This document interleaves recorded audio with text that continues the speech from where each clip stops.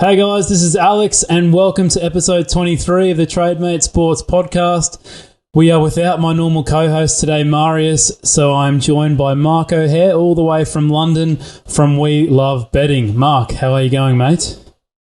Yeah, not too bad, thanks, Alex. Obviously, surreal times at the moment, so coping. Thankfully, the weather's really good over here in the UK at the moment, so it's not been too bad. But yeah, things are getting a little bit tedious, so hopefully normality will return soon enough.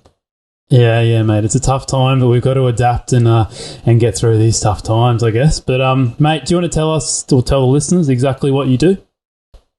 Yeah, sure. It's a question my girlfriend asks me quite a lot, actually, and I never really know what to say. So I guess originally I'm a sports journalist, but over the past 9-10 years, I've started to forge a bit of a career in the betting industry. Kind of at first combining those sort of journalist content roles in betting, but more recently kind of adapting a little bit more, venturing into a few other fields as well. So I kind of label myself a betting analyst these days. Do quite a lot of freelance work for a few firms, do some social media consultancy too, as well as have my own sort of own portfolio of betting as well. So kind of fingers in a few different pies, but I think people will probably know me more as kind of writing betting content, basically. Okay, cool, mate. Jack of all trades. I love it. What so what made you want to go from the journalism industry or sports journalism into the betting world? Yeah, I mean, when I started, I always wanted to be a sports journalist when I was younger, and I always kind of envisioned going to World Cups, football, rugby, cricket, and enjoying it basically. And I guess I sort of got my colours, so to speak. Got to work on a local newspaper and had a fantastic experience covering Wycombe Wanderers all the way to a League Cup semi-final, which was pretty unheard of at the time. Paul Lambert was in charge. And on the rugby side of things, I'm a big rugby fan. Used to play it quite a lot as well. And Phil Vickery and the Wasps team of that era were really, really strong too, and I got to report on them quite a bit too.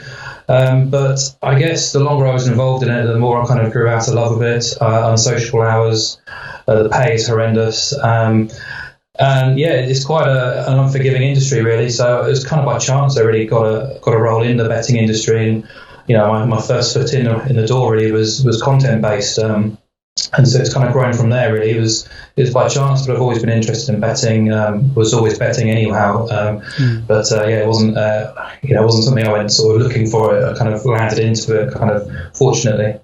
Yeah, cool, mate. Sounds like we've got a similar upbringing into the betting world. I also studied journalism at back home in Australia, and I unfortunately didn't really like the fact that you had to work so hard for so little pay too. But yeah, so I gave that up quickly and moved over here and found Trademate Sports, which I found a lot more enjoyable and a lot more relaxed, I guess, than chasing people around and looking for interviews. Yeah, for sure. I mean, my editor at the time was pretty stern, so to speak. You know, if you weren't shaved every morning, you kind of be sent home to go and have a shave. You know, he was very kind of prim and proper about how he saw his journalist conduct himself as well. So it's almost like being back at school. So yeah, I was quite pleased to kind of step aside. Yeah, cool, man. It's also good to have someone on that's watched a bit of rugby and also played a bit of rugby, mate. It's pretty rare on this side of the planet, so it's good to have you on, mate. But do you want to? We're obviously here to talk about more betting related stuff. Why don't we kick things off? Talk about your website, We Love Betting, and just what you're trying to achieve with that website and what your kind of goals are with that. Okay, yeah, the goals have changed quite significantly really since we started. So me and my old boss at the time, Chris Graham, were made redundant from Sportingbet just after the 2014 World Cup. We'd already built kind of We Love Betting as a social media output, really, just kind of recording videos, betting videos at the time and just putting them out once a week, built a decent little following. And after that sort of being handed our notice after the World Cup, we went to the pub, got very drunk and said, why not we give it a go, really? And, to varying degrees of success, I guess you could say, but we had a decent following. And I think our Sportingbet days really held us in good esteem, really, because we'd already built a sports betting podcast at the time, which was quite well ahead of the curve. Did lots of content, lots of video as well. So we kind of knew what people wanted. We had a kind of loyal, reasonably small audience at the time, but So we tried to do it independently. And our whole idea really at that time, we felt the betting industry was still quite old school in how it went about things, particularly the tipping industry. And, I hate using the word tipping and describing myself as a tipster or anything like that, but you'd go on Twitter or social media and it'd be big tips, 926, etc., that kind of thing. No one was really kind of putting their name towards anything and putting their face in there. So we tried to be a little bit different in that sort of respect, show people who we are, tell our story, gain readers' trust in that sort of way, show our selections and show our working as well, because that wasn't really being done enough. You kind of get a tip and it was Arsenal to win, and I always thought, well, why are Arsenal going to win? Tell me the reasons why, and then I'll park my money. So a lot's changed really. The site has moved on massively in terms of who's behind it and who's doing what. It's basically now a non-profit site, if anything, and kind of running it out of sheer loyalty, really, keeping it alive. It's a hobby as much as anything, but it's still, I still kind of like, there's a new breed of kind of young, smart guys who are looking for a way in, and it's quite nice to kind of hand those guys an opportunity, like I had 10 years ago, really, to kind of get a feel for things, show off their work, and hopefully allow them to get a kind of a foothold into the industry too. So yeah, it's changed a lot, but kind of the ideals are still there, if you like. Yeah, so I've read a few of your articles, and it seems like you said, you give a thorough description of a game. So let's just say it's Liverpool versus Manchester City, kind of game like that. And then at the end, you kind of give a tip or something you see at the moment in terms of your analytics. Are these tips from you or from your writers? It really depends. I do two articles a week, which are always kind of the same. So I do a European nap, and I also do my Football League column, which takes the 3 best bets, I believe, from the EFL, and then we cover every live TV game in the Premier League, the Champions League. We've got a collection of contributors. Some of them are really talented guys who have got a great will with words too. So the idea originally was to try and educate and inform and entertain as well. So whilst I've kind of taken a step back from that kind of entertainment side, I've kind of dug a little bit deeper and sort of trying to inform people a little bit more and tell them what they should be looking for and what they shouldn't, really. So yeah, I try to, in my personal work, I try and dig deep, show all my working, be as conclusive as possible, really, to try and, at the end of the day, you're trying to persuade these people to come around to your thinking and then tell them why a certain team or a certain tip is the place to put your money this weekend. So a lot of these people won't have even heard of some of the teams or players I mentioned. So it's kind of a challenge, really, which I try and grab to, and a lot of the contributors do take a similar kind of breadth to their content too, and dig deep, which is what we're all about, really. Yeah, cool. And so what kind of statistics or what kind of analysis are you doing to come up with these picks? I do a lot of performance data work, so I've got access to quite some detailed stats, if you like. So expected goals, dig a bit deeper to that, to expected goals from open play, shots from inside the penalty area. There's kind of 3 I like to focus on. Also, in the last sort of 18 months, 2 years, I've started looking into sort of referees, their characteristics, team cards, that kind of thing, and digging deeper into sort of the cards markets. So it's mainly I'll always try and be led by the data, but there's also a whole huge amount of other things you need to consider, such as team news and that kind of thing, the weather and all that sort of stuff that normally comes with selecting a bet. So I do try and start with the data. I think the data is quite important. I know obviously bookmakers are using it too these days, and it's becoming harder and harder to find that edge. But I think no one's able to see sort of 20, 30, 40, even 50 matches a weekend. So the data can lead you to the right direction. It's just you need to decide whether to pull that trigger or not thereafter. Yeah, you mentioned card markets, mate, and I think it's a very interesting market that I was talking to a fellow called George Gamble a couple of weeks ago. We had him on the podcast, and he was talking about how he's really found an edge in the card markets, and he releases spreadsheets every week and detailing what he's, not really giving away tips, but showing that if you dig deeper, that you can find an edge there that where the bookmakers aren't. Let's just say the bookmakers aren't spending as much time working out what should be the odds on a 1x2 or an Asian handicap compared to the card markets. Are you seeing the card markets as a really big edge at the moment?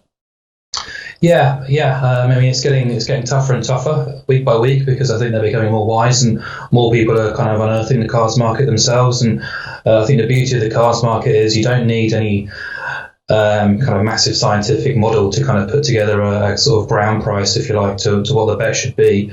Because all the stats are out there, you just need to search for them and work them out. And I know George does a lot of sort of cards per game kind of basis work, and I look more towards the sort of booking points. I love the booking points and working out my referees' averages and the team's averages and all that kind of stuff. So there's a lot you can do, even if you look into the player markets where there's bigger odds available. You just need to do a basic kind of calculation there to see how many times he's been carded, compared to the minutes on the field, that is, strip it between home and away. There's so much you can do, sort of basic stats, which aren't often taken into account. And certainly from Europe, the cards market can be very profitable. Obviously, it's getting difficult now. The bookies are kind of waking up to things, but maybe last year you could get over 4.5 cards or over 55 booking points, and then a league game at even money, whereas now they've raised the bar massively to sort of over 7.5, over 8.5 cards.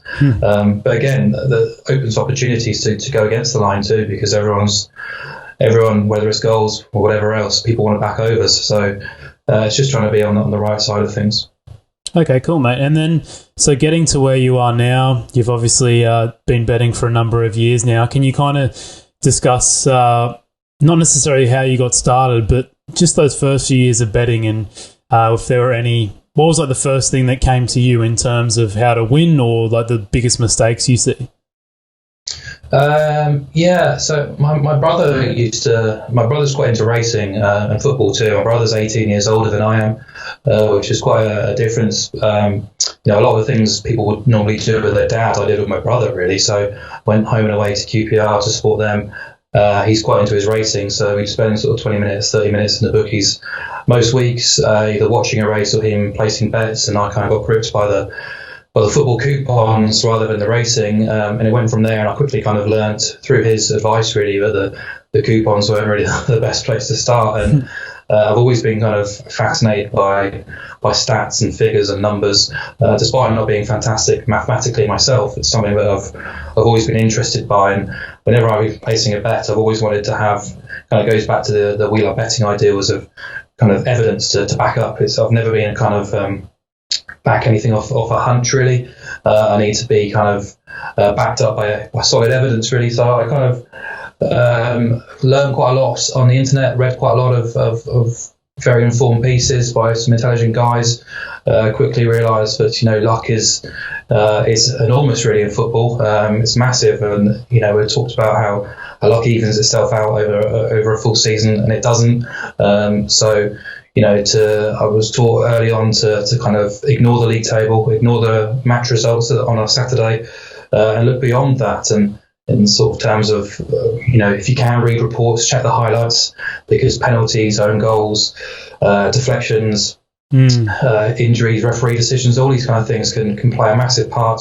A striker missing 3 golden opportunities, it's not counted in the final score, and it's not counted in the league table either. So I guess that kind of brought my fascination with numbers and stats and digging a bit below the final result and checking shot tallies from matches, and from then on you go to expected goals, etc. too. So and I guess more in the last sort of 5 years, the realisation that actually the most important stat is actually the closing price of the bet you're taking, because if you're not going to beat the closing price regularly, you're not going to make money long term. So so there's a kind of combination of things, all based around numbers, I guess.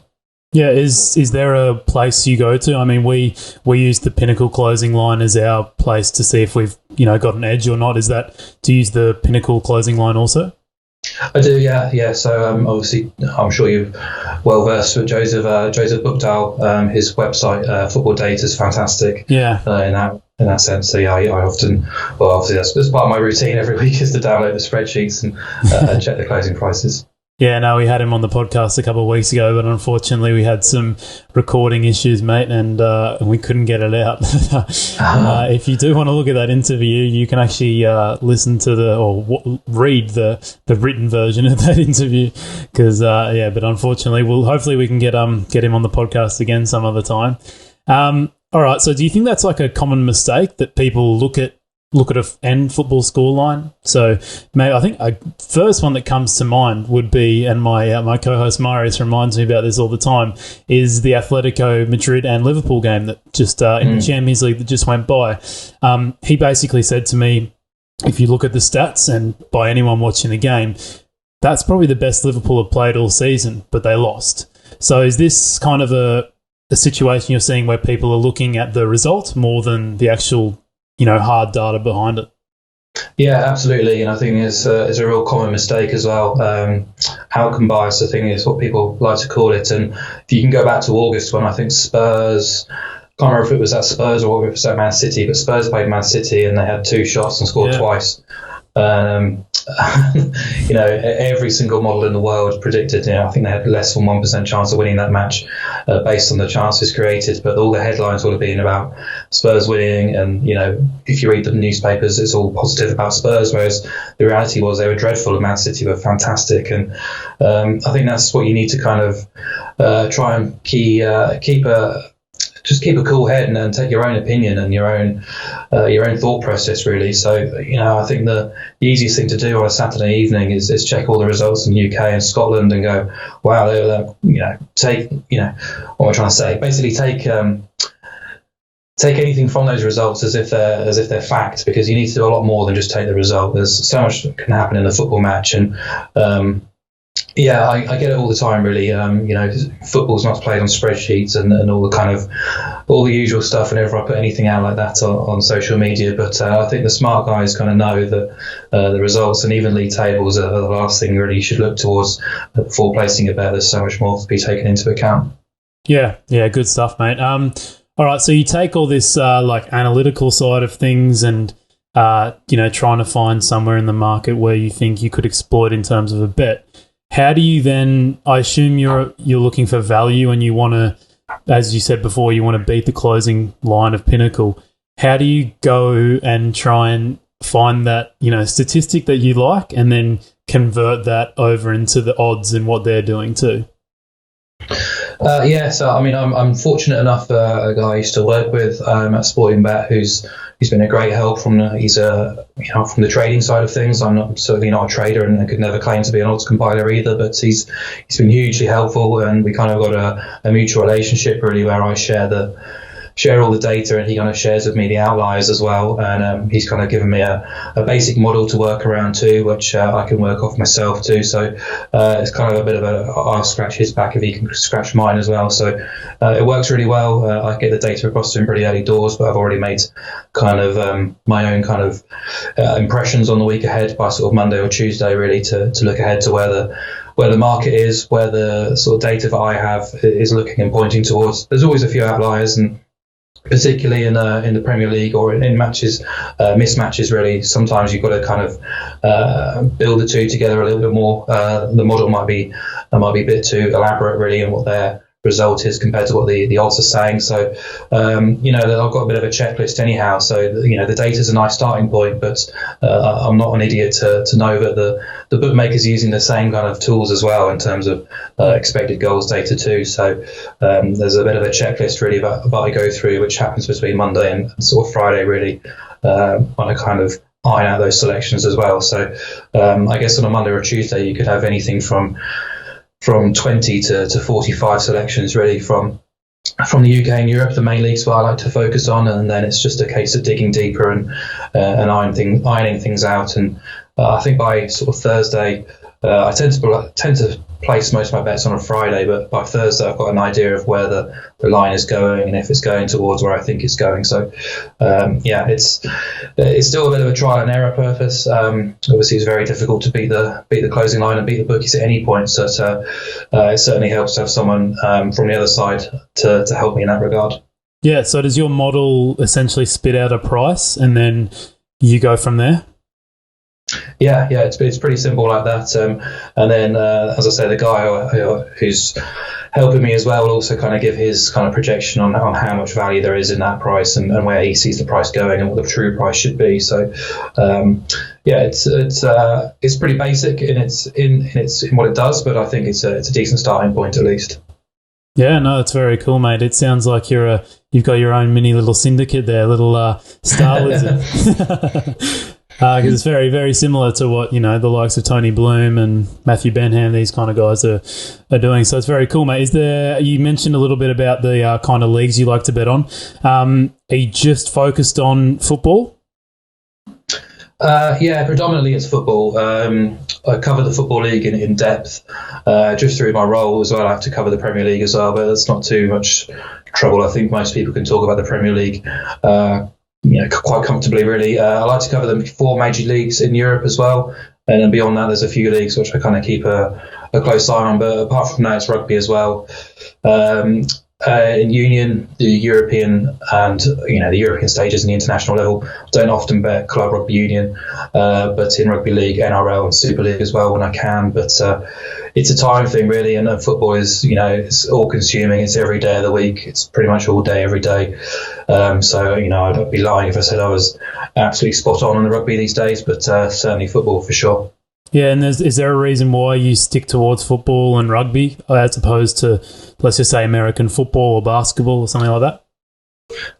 Yeah, it's the sports I know, really. It's the sports I've grown up with, in love with. I've got passion in, so I've always been kind of I bet what I know, really. So I think as soon as I kind of step out of that into sports I'm not totally sure about. So I've kind of dabbled with darts a bit in the past year, but I'm a bit of a late starter to darts. So it's kind of sticking to what I know, and otherwise I'm relying on other people. So and that's the last thing I want to do. If I'm going to lose money, I want to lose my own money from my own decisions really, than relying and kind of blaming someone else.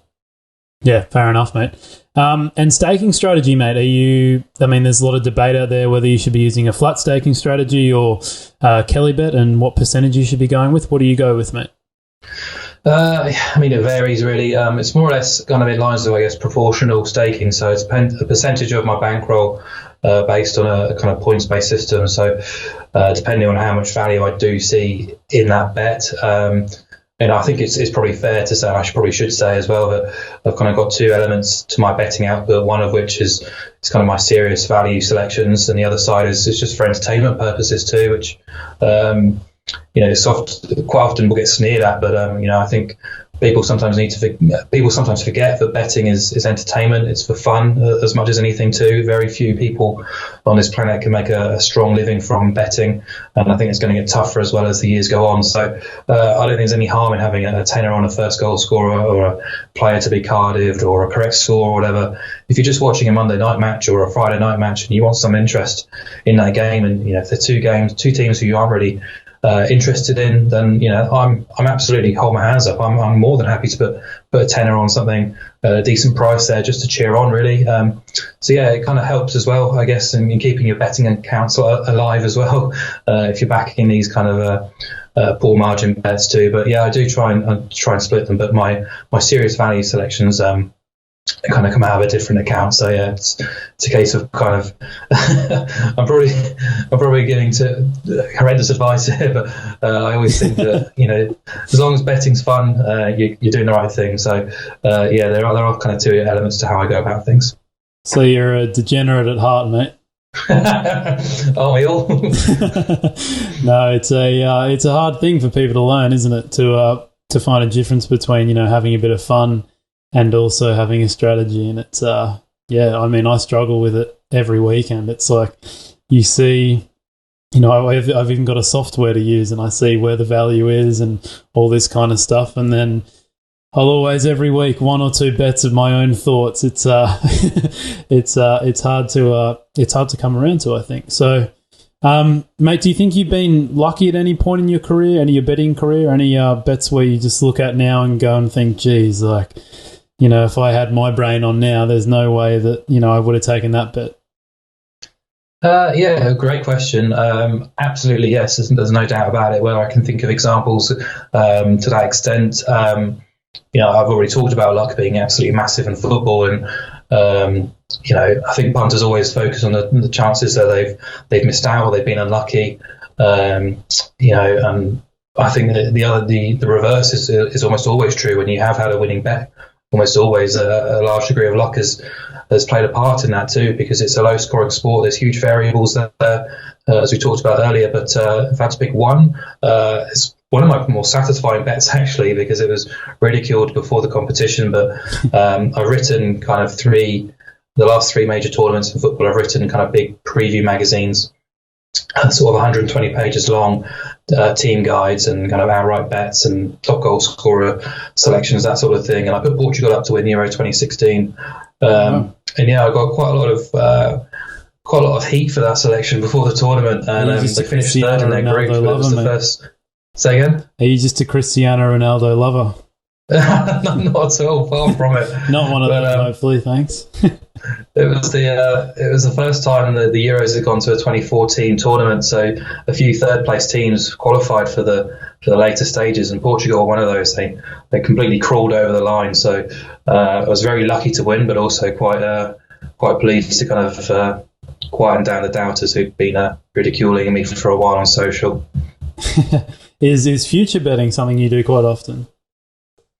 I wouldn't say it's quite often. It's something I've been told to do a lot more than I already do, because I've got access to the performance data, which can often give you a really good kind of idea to future success. I've been told, and it's something I need to kind of start heeding that advice, really, that there's probably more value in those outright markets than there are on a standard Saturday, really. Because they aren't getting updated quite as much, and sure, the Premier League markets will get updated by probably the league trader really every week, but go further down the field, quite a lot of those markets are left untouched for longer periods of time. They'll obviously go down when the matches are on, and they'll come back on, but those are the kind of areas where I think the odds compilers and the traders, their attention isn't really there. Their attention is there for the weekend, pricing things up, the Champions League or the Premier League, etc. Whereas I think the League Two promotion market, for example, or the League One relegation market can often be a little bit untouched. So there will be a few gems in there if you look around. Okay, cool. Some good advice there for the people out there. Well, the other side of the luck conversation, mate, what's the best bet you've made that you look back on and think, how on earth did that lose? Sorry for putting you on the spot, mate. I'll tell you what, actually, I don't know whether this will be lost or if it'll be voided or whatever, but at the start of the season, just going back on what we were talking there about the outrights and stuff, I've got various sort of trebles and accumulators and stuff, which I always do. I think most people do at the start of the season, divisional winners, etc. I've got Leeds, Coventry and Swindon in a league-winning treble from back in August. They're leading the Championship, League One and League Two. I think Swindon might be second at the moment by a point or on goal difference. And if that comes off, it could set me up for a few years. So coronavirus really hasn't helped there at all. But we don't know how the season's going to end. But actually, just recently, I put out on social media, I was kind of revisiting old matches, and Spurs played Chelsea in 2016 in the Premier League when Leicester won the league, basically, because Spurs couldn't beat Chelsea that night. I think it was a Monday night, actually, and it was a record for the most yellow cards in a Premier League game, 12 overall, the Battle of the Bridge. And I backed a red card, and there was no red card in the game. Oh, wow. Eric Dyer and Diego Costa could have been sent off 2 or 3 times each in that match. So, yeah, that was pretty frustrating. Yeah, geez, that's a shocker.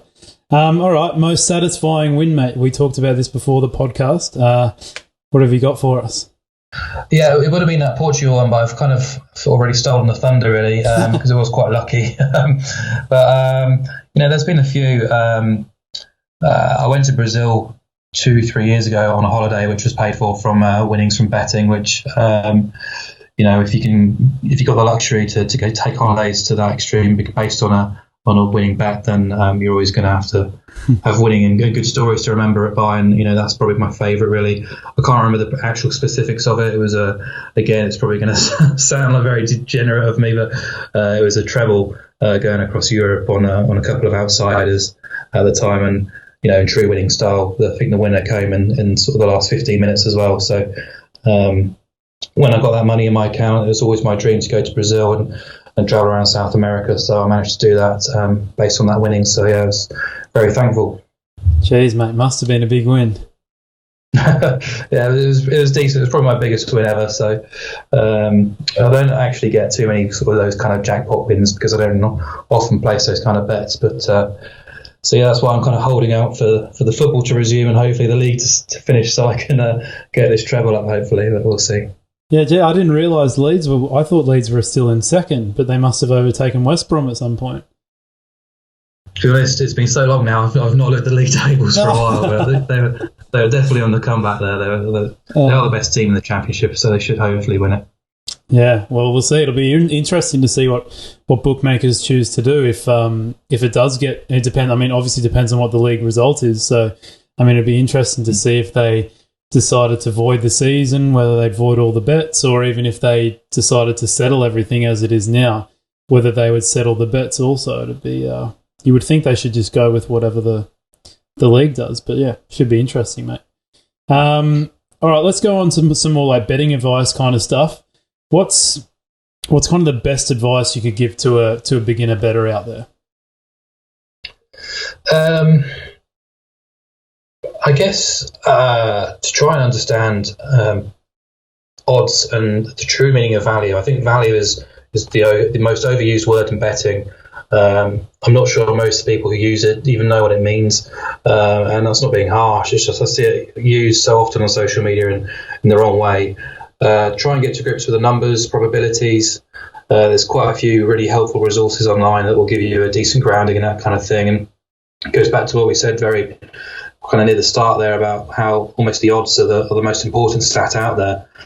You can look at shot stats and expected goals all you like, but at the end of the day, the closing line is probably the most important stat out there. So, and also just try and, I've kind of hinted at there as well, but try and enjoy the experience as much as you possibly can. Enjoy what you're doing. I absolutely cherish and enjoy the process as much as seeing how the bet plays out, really. And if you're not enjoying it, just pack it in. It's absolutely fine. You don't have to like betting. I think it really, really helps, but I think you've got to try and enjoy this game because there are so many peaks and troughs. It's a really difficult journey. You're always learning as well. I think experience is massive, and kind of be a judge of judges too. So I think that's always been a very helpful kind of saying that I was told. If someone knows a lot and they're very smart, then cling on to them and try and learn as much as you can from those, because so few people make money in this game. It's very, very difficult. You have to try and enjoy your work where possible as well. So try and keep it fun, but also listen and learn wherever possible. But yeah, I guess the direct answer there was just odds. Understand your odds, probabilities, and value as well, because it's most important. Yeah, it's an interesting one, isn't it? Because I mean, when I first turned 18 and think, oh yeah, finally I'll be able to put a bet on. Value was the last thing I thought of. That was or understanding odds or anything like that. It was more so, in terms of what gets put out to you in the media, it's all about accumulators and, all these kind of things. So the first thing you think is, I wonder like what'll happen if I put these 5 teams together, how big my odds can get kind of thing. And, value is something that gets lost in all of this, I think, until you finally one day, whether that be through someone or, you might be scrolling online and see something that you find out that value and, looking at the odds is quite an important thing. What are your thoughts on accumulators yourself? Yeah, I'm not a fan. I'm not a fan of anything. I still place doubles and trebles here and there. Anything over a treble is to me a kind of a bit of a no-go. It's rare I'll do anything more than that, but it really depends on the situation, really. They're just poor value, really. And if we're talking about value and trying to justify the sake of value being the be-all and end-all, then obviously by that definition, accumulators aren't the way to go. So, I'd be lying if I said I didn't have a double or a treble semi-regularly myself. So it's just a case of pick and choosing your battles. Yeah, it's an interesting thing because you can put two value bets together, and if you've got 2 value bets together, you put them into accumulator, you've actually got an even bigger edge over the bookmaker, which is quite funny because it's kind of something that's frowned upon doing an accumulator together in terms of trying to get an edge. But then again, if you do find 2 value bets and put them together, then you've got the problem of your odds have risen, and then you've got a problem with variance there too. And if people can't handle variance, then you've just got another problem on your hand. What's the most common mistake you see in betting nowadays, mate? It's something I've written about a little bit recently. It's to me probably it's not probably the most common mistake, but it's a mistake I've seen quite a lot recently. It's kind of using irrelevant stats to try and justify selections. I guess because I use numbers and stats quite a lot, so I've kind of learned to understand what's relevant and what's not, and how sample sizes are quite important too. And obviously we've been given very, very little to bet on in terms of football in the last few weeks, and the Belarus Premier League is the one kind of flying the flag in Europe. But there are only 5 weeks in there, and early on I've seen people sort of justify their selections based on 3 games worth of data, and also just kind of including completely irrelevant statistics as well. I'm not a fan of head-to-head statistics unless they're used in certain situations like a derby match or a Classico or whatever, where the teams and the coaches and the matches are played pretty regularly in the same sort of environment. But other than that, I think it's largely irrelevant. And you'll see stuff if you're watching Soccer Saturday in the UK on a Saturday afternoon. They'll talk about Team X hasn't won at Team Y for 69 years. Well, they've played there 4 times. It's completely irrelevant. It's ridiculous. And a lot of people kind of, if you're new to betting, will kind of listen to that kind of stuff and believe it's quite, there's something in it. And there's absolutely not. There's nothing in it whatsoever. And again, sort of irrelevant stats, just kind of using the league table as a real kind of barometer, because it does lie a lot, particularly in the early parts of the season. It gives you a false sense of sort of team strength and justification for how strong or good a team is. So, it's kind of just trying to get away from those kind of basic stats, really, which I see a lot of people using. And are there any more irrelevant kind of statistics other than the, head-to-head or past head-to-head results that you see used? I'm trying to think of off the top of my head right now, but head-to-head's the one that really kind of grinds my gears a little bit, but just a small sample size is really, and also the kind of the idea that if the home team has seen both teams score in 7 of their first 10 games, and the away team has seen it scored in both teams score in 7 of their 10 away games, then the likelihood of it happening again is 70%, which is just wrong. But it's hard to kind of surmise that and kind of deconstruct that in words. You kind of have to do it in a written form there to try and help people understand why that's actually the wrong way to go about things. But I see that quite a lot, actually. Yeah, okay. Let's talk more about experienced bettors, maybe people that have been doing it for a couple of years and maybe found an edge of some sort, or they've just been successful in general. How would you tell them to take their betting to the next level, where they could maybe go from, making a couple £100 on the weekend to maybe doing it as a full-time job? Good question. I guess it depends what the end goal is, though. And if you want to try to do it full-time, you need to be incredibly disciplined, dispassionate as well. You have to be confident in your own skin and your own opinions and your own model. You need to be able to identify value, which we've been talking about. Have a strong staking system and bankroll management there to back you up. Have to obviously be fully immersed in odds and closing prices and know your subject really well. And you have to try and find that little bit, that little extra, that edge, which people aren't necessarily going to find, really. And I think you have to be savvy as well about how you look after your betting accounts as well, because I love exchanges. I bet exchanges quite a lot, but the soft books still offer plenty in the UK if you play the game right. And by that I mean, going back to those little £10 bets on the first goal scorers and the correct scores and whatever, because it's the only way, really, I think you can really, I wouldn't say fool the firms into believing you're not a savvy punter, but kind of giving your account a bit of balance, because if you're backing big value winners all the time, it's not going to be long before you're closed down. So you've got to be savvy, you've got to be disciplined, and I think dispassionate as well. You've got to try and take yourself out of the situation and look at things with a cool, neutral head, really, which can be quite hard, really, because as we talked about, there's a lot of highs and lows, a lot of peaks and troughs. Earlier this year, I've had probably my worst losing run or worst run of results in betting in my career. It's really hard to turn that around or try and work out what the reason is for it, and quite often it is just variance, but it takes a strong mind to kind of come over that. Yeah, it does, mate. Do do you have any risk management strategies in place? You mentioned a little bit about bankroll management and stuff like that. Do you have any kind of risk management strategy? Not really, to be honest. The closest I come to it was just literally having a bit of a breather, really, and going back and resetting things and trying to look at things with fresh eyes and kind of analyze everything I've done, really. And I think I do that every week anyhow. But the big question is kind of whether you place that same bet again under the same circumstances. And if quite often the time the answer is yes, then you got to kind of look at your model, look at the reasons for placing that bet. But I think most of the time the answer is always yes. I still place that bet, and sometimes you just have to ride out variance because people talk about it. It's the worst element of betting. It is. It's fantastic when you're riding it for the good part, but the bad part is really, really miserable. And you got to be.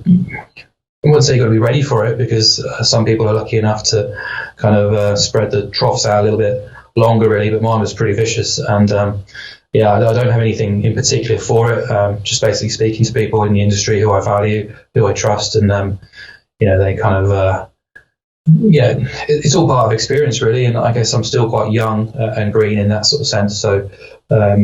It was kind of they kind of analysed things as well with me and said, no, you're doing the right thing, so just stick at it and it will turn. Yeah, cool, mate. All right, let's move on to more of an overall view of the whole gambling industry. Let's just start it off this way, mate. What's your overall thoughts on the gambling industry as a whole? Yeah, I mean, it's quite a worrying position to be in right now when we're talking. I can't lie. I think loads of firms will probably have fallen way below their projections for the quarter, and that could have some serious consequences for everyone in the industry and the economy, obviously, as well. So you hope that normality will resume sooner than later. And but I've been on both sides of the coin, really. I've worked in the industry for the bookmakers, and then obviously been on the outside myself. So I could never really go in two-footed on the industry itself and the firms, because there's a lot of good people working there. They're under huge pressure themselves from the Gambling Commission. The industry does get a lot of criticism from many different angles. Quite often it's warranted as well. So I think most people are getting what they want from the industry. If they are playing the game fairly, there are always improvements to be made, obviously, but I think we in the UK are quite lucky compared to some other European nations, at least, in terms of what we're offered and how we go about our business. So I think before coronavirus hit, I think we were in a pretty strong position. Obviously, legislation and rulings coming down are probably going to get more strict and strict as we go on. But I think it's a reasonably healthy place to be in. But who knows where we're going to be in the next couple of months, anyway. Yeah, so you talked about obviously being on the other side of the fence, mate. Can you give us some sort of insight into how the conversations within bookmakers and kind of their reasoning and how they go about trying to limit players and find, who's winning and those kind of things? Yeah, so there'll be a team basically set up to do that. Some bookmakers, others, there'll be just the odds compilers and traders themselves who will spot it. They've got a ticker so they can see every bet coming through. Most people are, graded from a certain colour or a note, really, depending on where they are in terms of, are they just a £1 punter, are they a value punter, are they a VIP, that sort of thing. So they can normally spot things pretty quickly and easily. I think the big thing back in my day was ARBs and people arbing, really.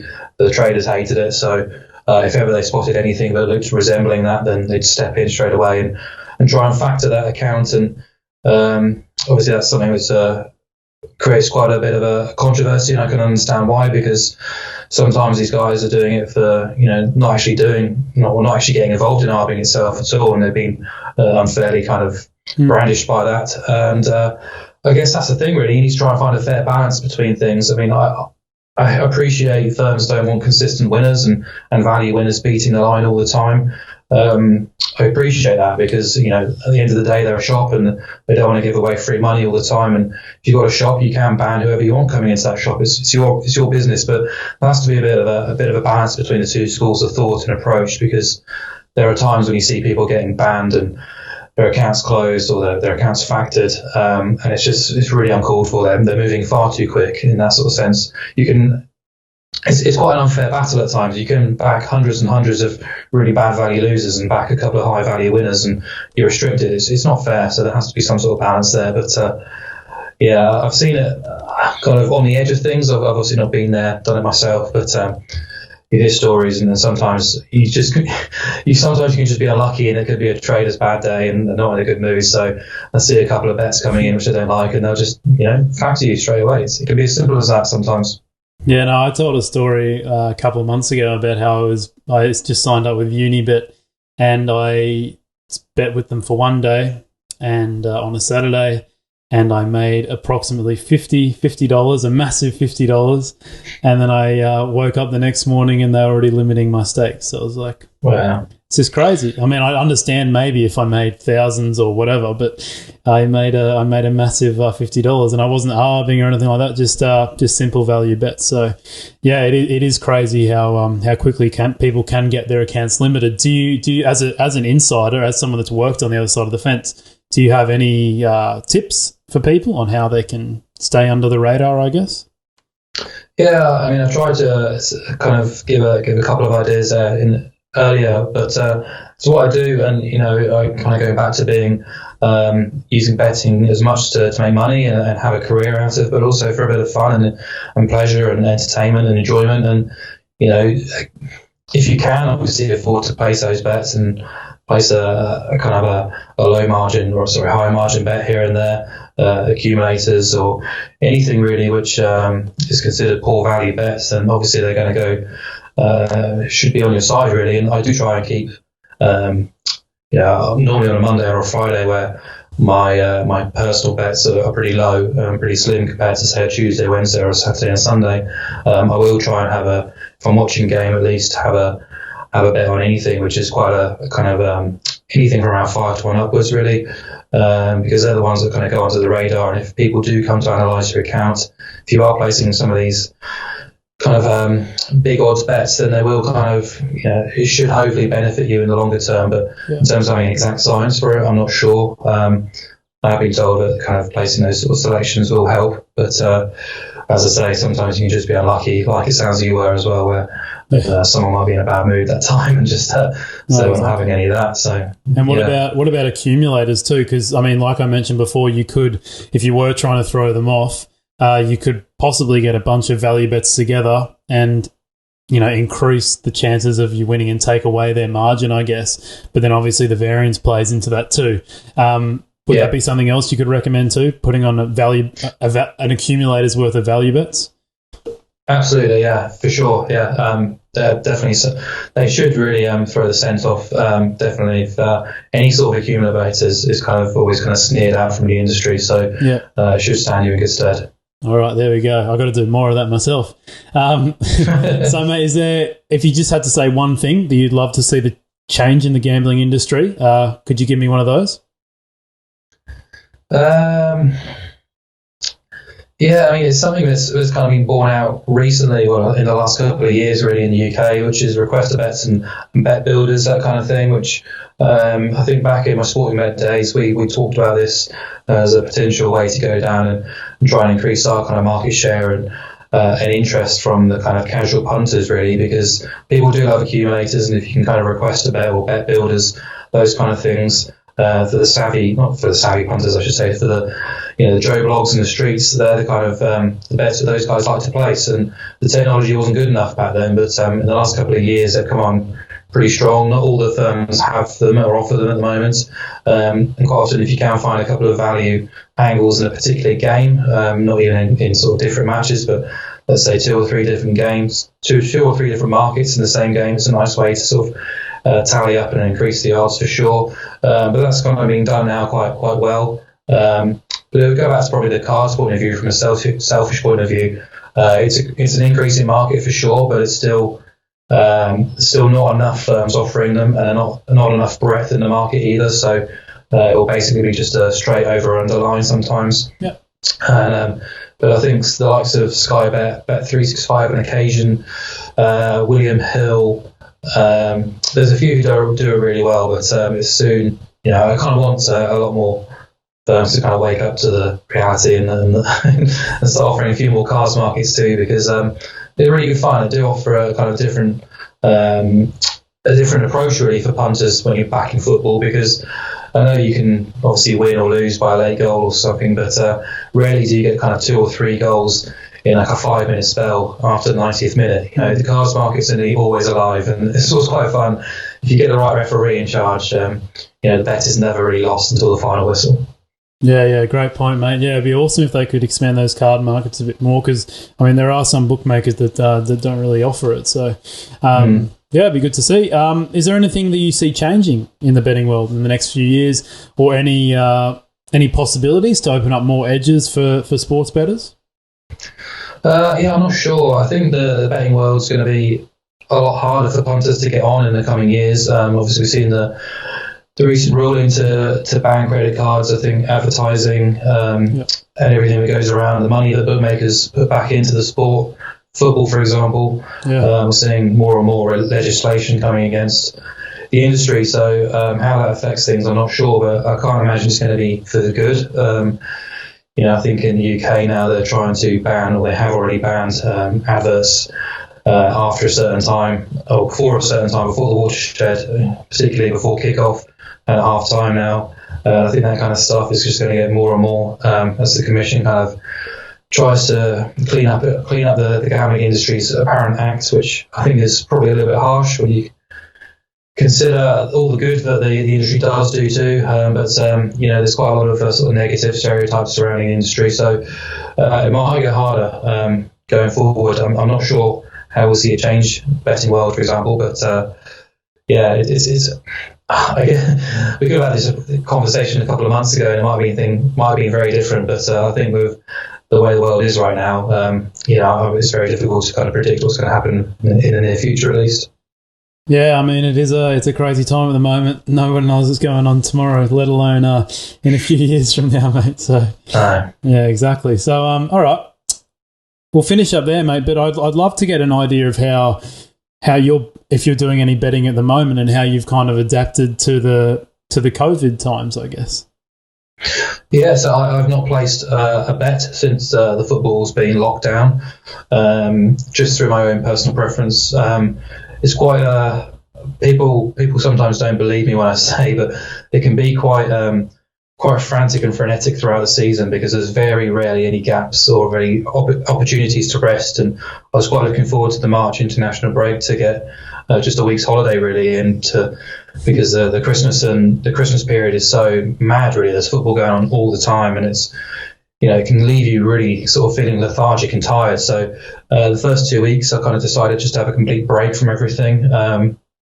And then in that 2 weeks, more leagues were locked down as well. So we kind of been left with, I think, 2 or 3 across the planet. Belarus is one of those, which I've kind of kept an eye on now the last couple of weeks. I think match day 6 is coming up this weekend, which I'll keep a little bit of an eye on, but I don't think I'll get involved there until sort of match day 10. So for me, it's kind of been resting, spending a bit of time with family or my girlfriend where I can, and kind of listening to podcasts like this, learning, reading up, trying to do everything I can for when football returns. And by the sounds of it, the Bundesliga could be returning in the next 2 or 3 weeks, which will be fantastic, really. So it's a great league. It's a league I bet on quite significantly too. But at the moment, I've not actually placed a bet in lockdown, so I'm sure I'll buy the bullet in the next week or two.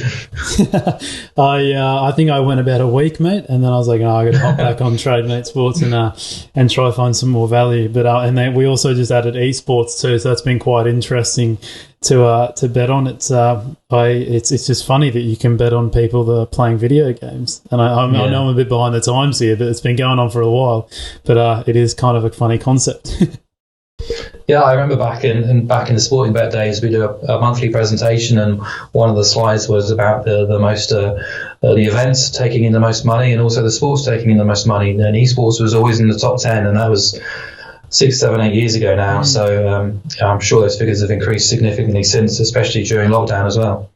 Yeah, definitely, mate. All right, well, mate, it's been a pleasure having you on. Thanks a lot for coming on. how about you should tell everyone where they can find you? And I'd like to also mention to that, because I'm sure you're going to give out your Twitter handle, that you have one of the best Twitter timelines I've ever seen, mate. The videos you post are absolutely quality. Thank you.